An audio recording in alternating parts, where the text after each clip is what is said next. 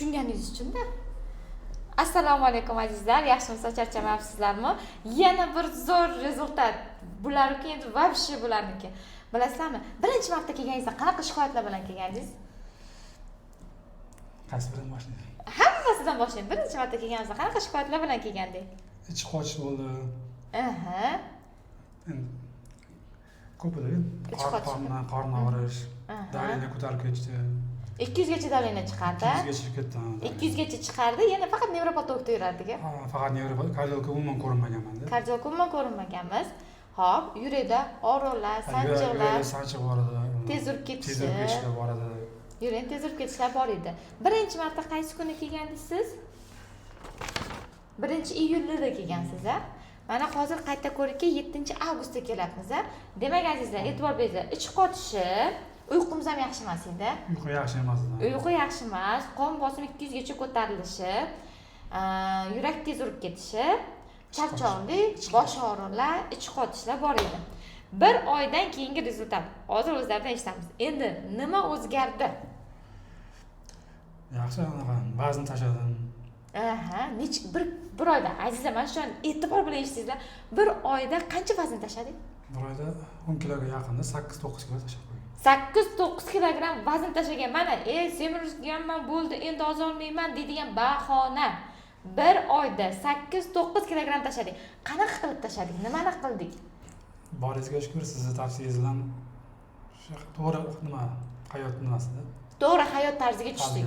Men sizni ovqatni chegallab tashlamadim, to'g'rimi? Yevropeyskiy ovqatlarni aytmadim. Bir qimmat avokadolar qilmadik. Greypfrutlar bir nimalar qilmadik.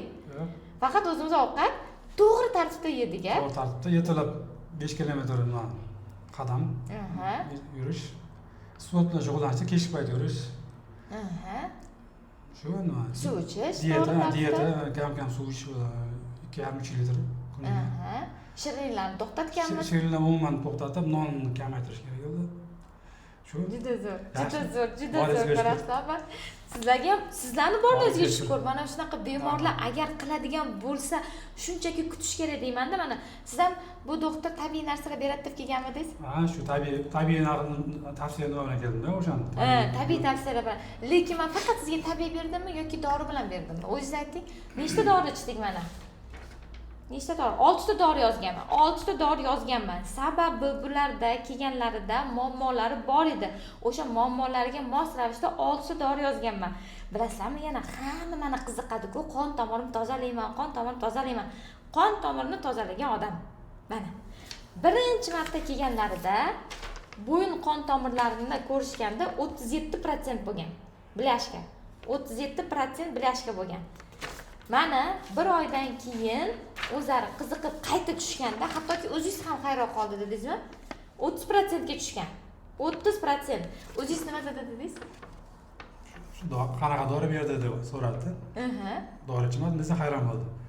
Dorisizdan tushsa bo'lar ekan deb nima qildi. Ko'ryapsizlarmi azizlar?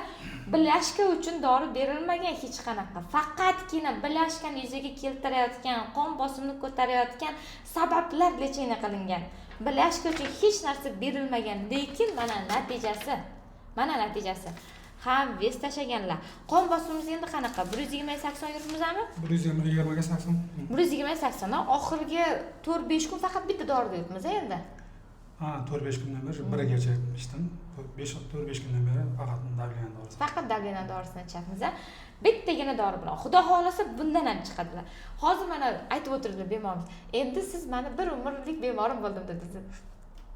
Bir umrlik-a? Nima uchun? Nima uchun bilasizlarmi azizlar? Bir umrlik. Bulardagi mana qilayotgan tavsiyalarni agar kontrol qilib tushuntirib berib turilmasa, tabiiy narsalar bilan endi mana sizga giyohlar beraman, endi mana sizga vitaminlar beraman. Bu ko'payib ketmasligi uchun 30% yana orqaga ketishi uchun. Mana shunaqa azizlar, sog' bo'lamiz, salomat bo'lamiz. O'zimizni sog'lig'imizga o'zimiz qayg'urib harakat qilamiz. Charchamangizlar.